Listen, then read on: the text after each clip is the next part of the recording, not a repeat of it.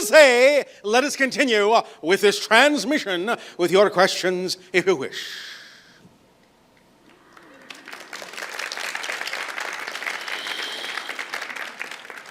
You are applauding just for that. You're an easy group.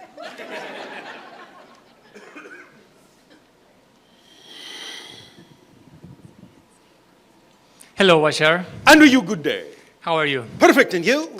Awesome. Oh, all right. You are full of some awe. That's where I was going. I'm really full of all, like you said several times. Yes. And I have a wonderful life. And I'm getting to the point where I want to thank you personally, because in the last year you really helped me to bring to the conscious level all this awesomeness that I've been living all my life. All right, it is our pleasure to reflect to you what you already knew. So thank you very much. On the other hand, as I'm moving forward in a new chapter in my life, This one or this one? Which is the other hand? right, on my right. All right, yes. So, like I was saying, I'm moving into a new chapter in my life, and I'm seeing that I'm more willing to follow my joy again, and Yes. help people. Oh, well, thank you. Share what I've been shining. Yes. And I know there's a lot of people like me. So I want you to, if you were able to tell us, or give us some insight of what we can be doing just to share more of that light. Already told you. I think many of you have difficulty understanding how simple the formula is, and that there really is no need for any other formula. Act on your highest excitement to the best of your ability. Take it as far as you can, without any expectation or assumption or assistance on the outcome. That is the entire formula. That's all you need to do. Because when you do that, what you begin to understand is this. Excitement is a complete kit, the driving engine and the organizing principle of your life. And if you follow the thread of excitement, the synchronicity in your life will unfold in such a manner as to allow you to keep increasing and expanding opportunities for excitement. They will keep coming into your life to act on higher, bigger, more exciting things. That really is as simple as the formula is. Now, if you wish to make it more complicated, if you wish to make it longer, I won't stop you. But the idea is it is that simple. So anytime you want to ask, what else can I do? What else can I do? What else can we do?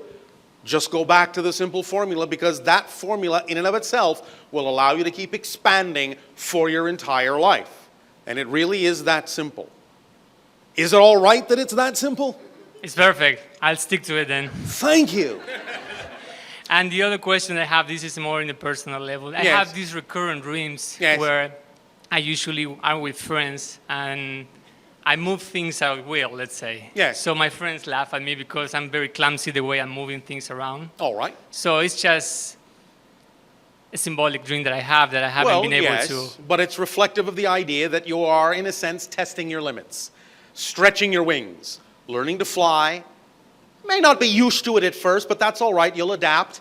You'll get used to the new frequency. You'll get used to the new energy, and you will ultimately discover that physical reality is very magical, that you are already moving everything around, in a sense, with your mind, with your consciousness, because really there is no physical reality apart from what you define it to be.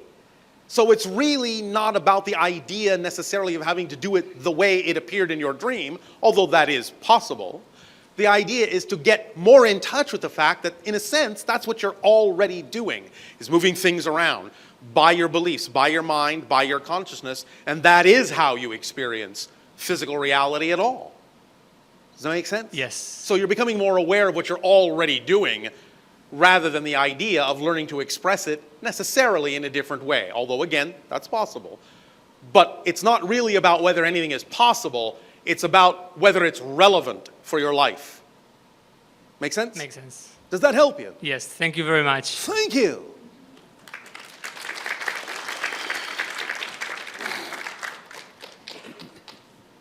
Hi, Bashar. And you, good day.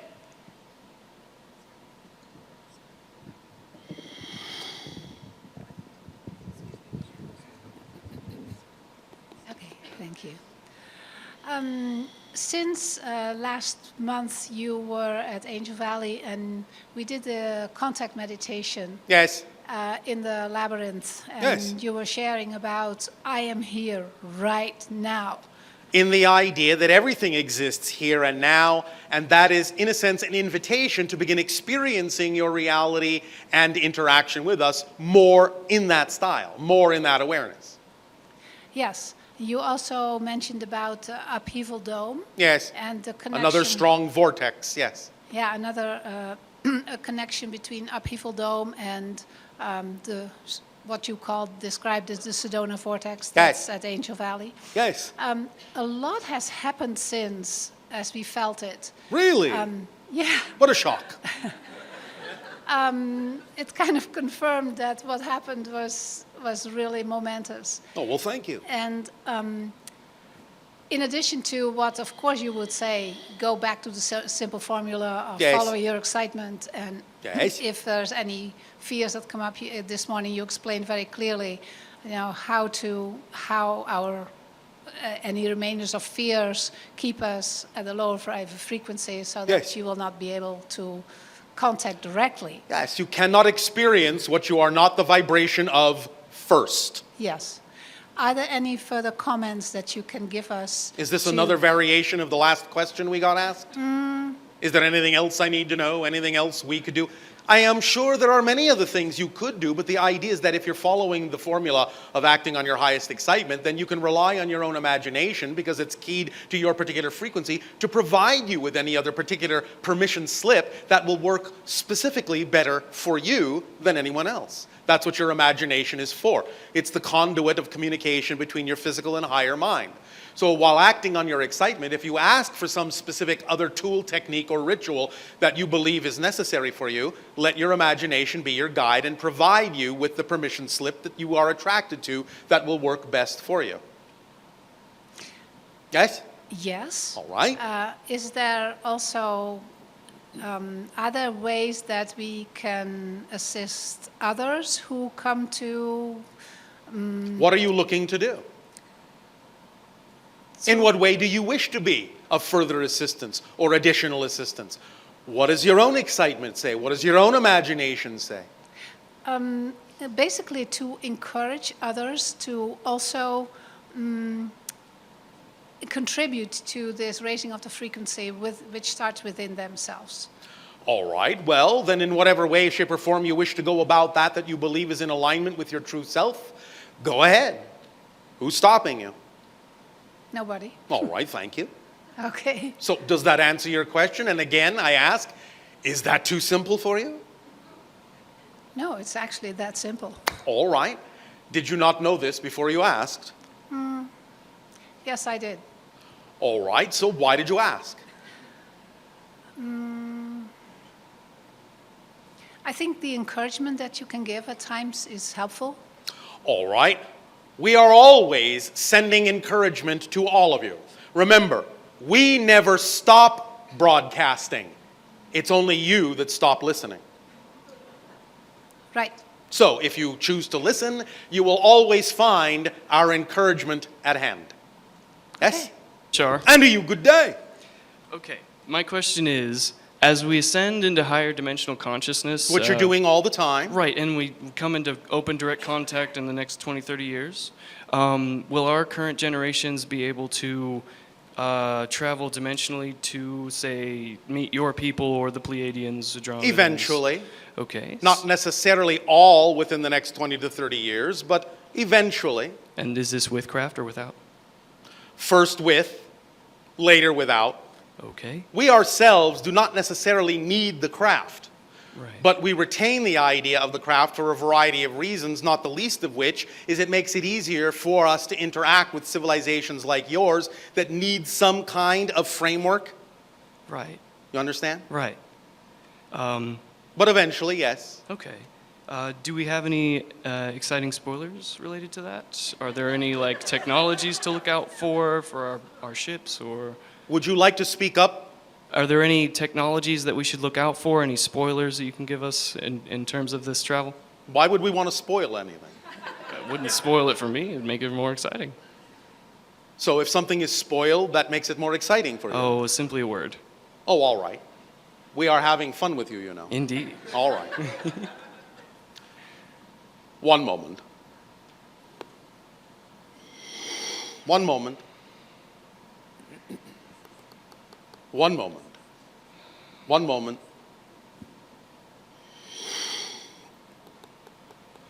Have you been attracted to a particular mineral lately? Not specifically.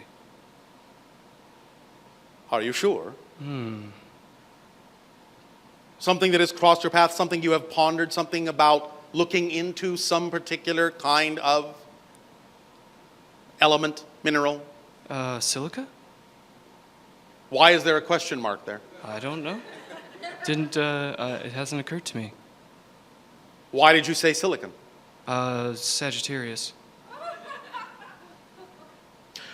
Do you have any excitement investigating the properties of silicon? Indeed. Yes, no, maybe? Yes, indeed. One moment.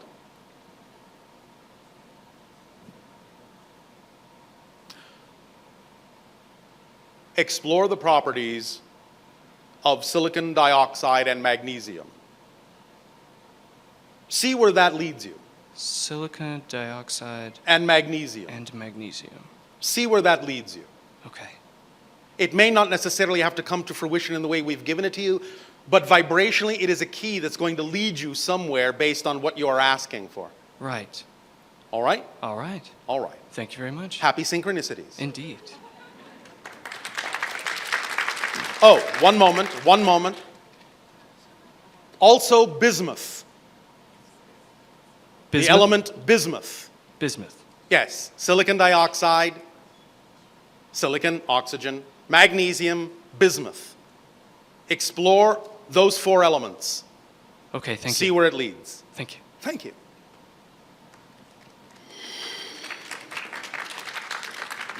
Oh, clapping for elements now.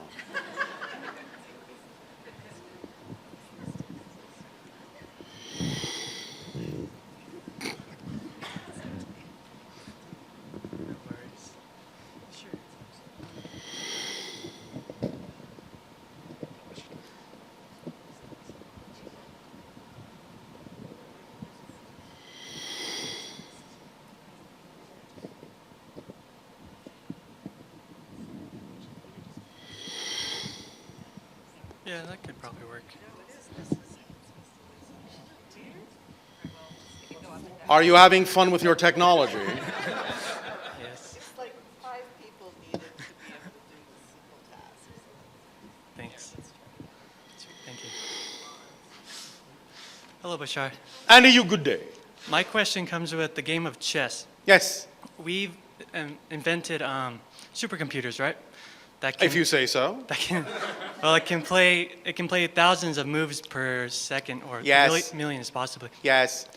My question is, as time goes to infinity, won't all the moves be played out? No. Because the structure exists, but all the perspectives don't. And the perspectives are infinite. It isn't about time, it's about position, it's about perspective, it's about point of view. And even when you go into timelessness, it's still about perspective and point of view. That will never end. Even though the structure is finite, the number of combinations of perspective of the structure is infinite. I see. Does that make sense to you? A little bit. All right. Can you elaborate just a little bit more on that? You're asking if all moves can be played out. And in a sense, in any one particular universe, yes, they can be.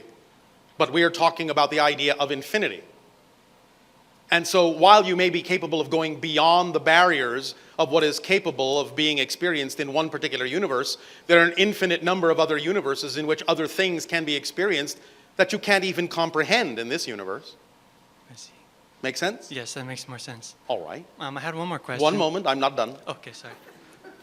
Since you brought up the analogy, we are also going to point out that as soon as you have developed something even basically similar to the kind of, well, to use your term, computer that we have, you will start to realize that when sufficiently complex, it will actually be simply a device through which your own higher mind can actually finally speak to you. So the first, what you call artificially intelligent computers, will actually be you talking to your own higher minds. Hello, Bashar. And to you, good day. Speak up and be bold. Okay. My question is about my household, my family. Speak up. Okay, I have 2 children. Yes. And I've been single mother for most of their life. Yes. And, Well, I would assume you haven't been a double mother. right, just one. All right. I don't know about that though. Okay, Yes, so I know. whenever I bring someone else into the household, maybe a roommate, Yes. I've Yes. intentionally created this state of harmony between me and my children. And Yes. then when I bring somebody else in, I watch it disintegrate. And You are creating a state of disharmony. am I creating that? We are co-creating it, certainly. So, Nothing happens by itself. Right, If of you're course. experiencing it, there is at least some part of you that's involved in the co-creation somehow, especially if you believe that in some sense you're actually having an experience of this that's affecting your life, that you're creating an experience of. So obviously you have a part in co-creating this. Why? right, why would I choose to? Yes, that's a good question. Why? What do you get out of choosing that? That's usually the question to ask. If there is something disharmonious in your life, something that doesn't fit, something that's not aligned with your preferred vibration, the only reason you would be involved in helping to co-create that would be that you have a belief that says that in order to do so, you're getting something out of doing it. Right. What would that be? And by the way, what game are you playing? Is it cards where you're not revealing your hand? I don't know. Playing poker, are you? Maybe. Not gonna tell you what I'm holding on to here. What are you doing? What game are you playing?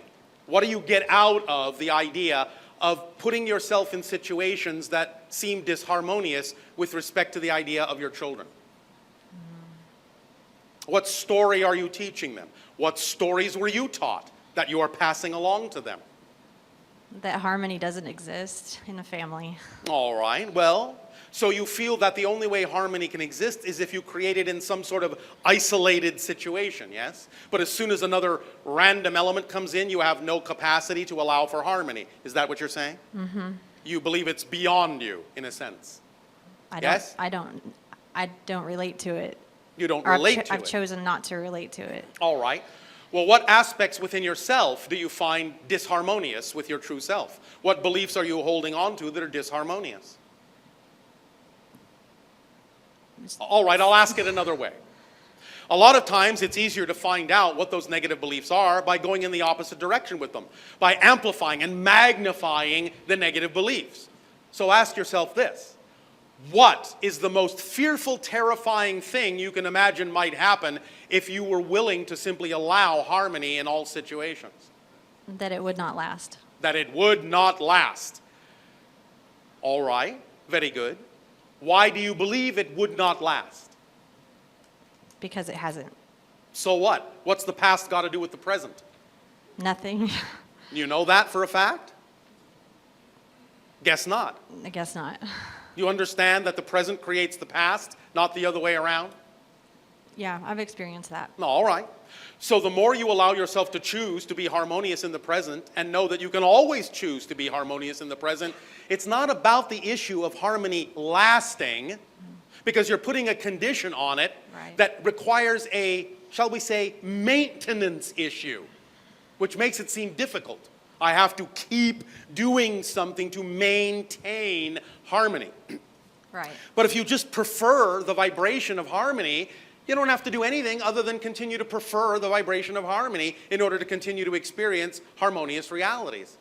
Again, remember what we said earlier. Even if someone else has a negative intention or disharmonious intention toward you, it won't matter, because the only thing you'll experience is harmony if that's the vibration you choose to filter everything through.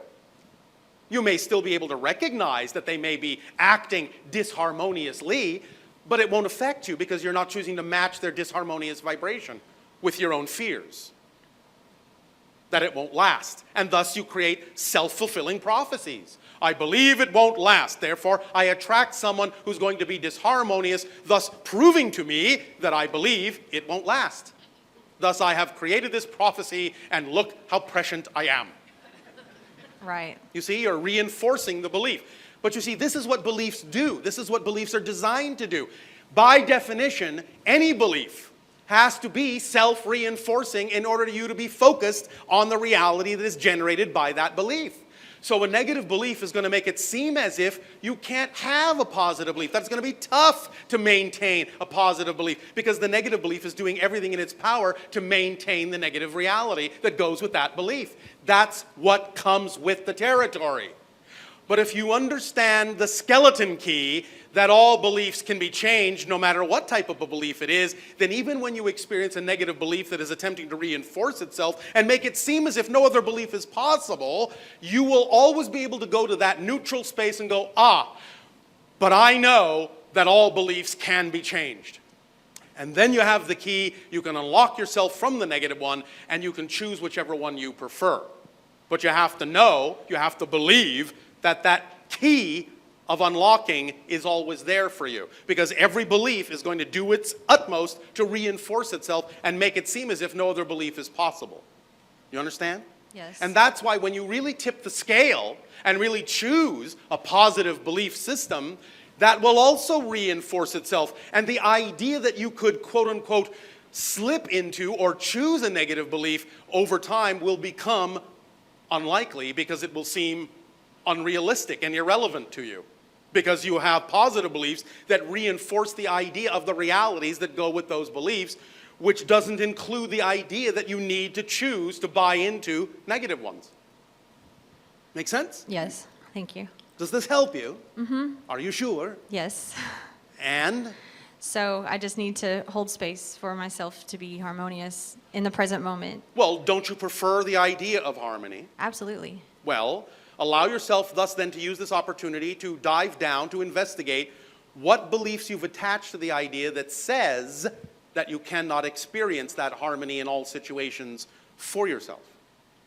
Okay. When you find out and identify what that negative belief is, when you truly bring it to light, you will see most likely that it's illogical, nonsensical, has nothing to do with you, doesn't belong to you, is a belief you picked up from someone else somewhere along the road growing up, and that you can be carrying this bag around your life and you can drop the bag because it's heavy. Anything that doesn't belong to you gets heavy. The things that belong to you are light. You understand? Yes. That's how you know you're dragging around a negative belief that belongs to someone else, is you start feeling weighed down by it. So, find out what it is, and as soon as you identify it, you'll see, oh, wait a minute, that makes no sense for me. That's not who I am. That belongs to so-and-so. You don't want to hold on to a belief that doesn't belong to you, because if you do, that makes you a belief thief. You're stealing other people's beliefs. You don't want to be a thief. Give those beliefs back to them. Drop them. Oh, that doesn't belong to me. It's not mine. When you know it's not yours, you'll let it go. Make sense? Yeah, I got it. Thank you. Thank you. Can I ask or make one more statement? Yes. Went to Upheaval Dome a couple of days ago, Yes. and it was very intense. The energy Yes. I told you it would be. up top, but we actually hiked down into the bottom and got close to the center of it. Yes. And I actually didn't really feel much down there. That's all right. It's a different composition down there. Can you explain a little more about that? When the asteroid struck and created the crater that you now refer to as Upheaval Dome, a lot of the highly salted mineral down below was pushed up into the center, which is why it's a different color than the surrounding rock. Mm-hmm. The idea of the salt is a neutralizer. Do you not know this in your old occult practices? Oh, salt, neutralize the negative energy, yes? Oh, yeah, okay. Well, that's an intuitive understanding that salt, the vibration of salt, in a sense, is a neutralizer. And that's why you don't feel it so much down there. It's like the eye of a hurricane. Everything's calm and still. The energy's there. The vortex is there. It's just as strong. It's just that it's a neutralizing, balancing vibration so that it buffers you and you don't feel it as much as you do in the surrounding areas. Yes? Yeah, that makes sense. Does that help you? My friend that went with me, who's also my new roommate that I was talking about, when we went, the reason we went was he got a message that just go there and we will meet you there. So there was some kind of, expectation or anticipation maybe. What did we trying to tell you not- about following your excitement and expectation? Right. And I felt like the experience of going on an 11-hour hike that we almost didn't, we got lost and it was kind of scary. Yes. Uh, Sounds like fun. that was we, right? Like I felt, my perception was that the experience was we, the whole, just Yes. being present and Yes. And it gives you an opportunity to explore and examine different vibrational states that are representative of different parallel realities so that you can decide which one you prefer. cool. Believe me, when any of you are truly ready, as you say, nothing will stop the idea of contact. We've been doing this a long time. We know what we're doing. Trust us. And as we have also said, many of you actually already had contact, you just don't remember. And the rate at which you actually remember that you've had contact, whether in dreams or memories or what have you, we use as a barometer to determine when you're ready for more contact. So, let it unfold naturally. Don't have an expectation or an insistence or an assumption on how you think it needs to unfold. We've done this before, we'll do it again, and in the future, so will you with another planet. So learn our techniques now because you're going to use them generations hence when you become another civilization's UFOs. All right? Thank you. Thank you.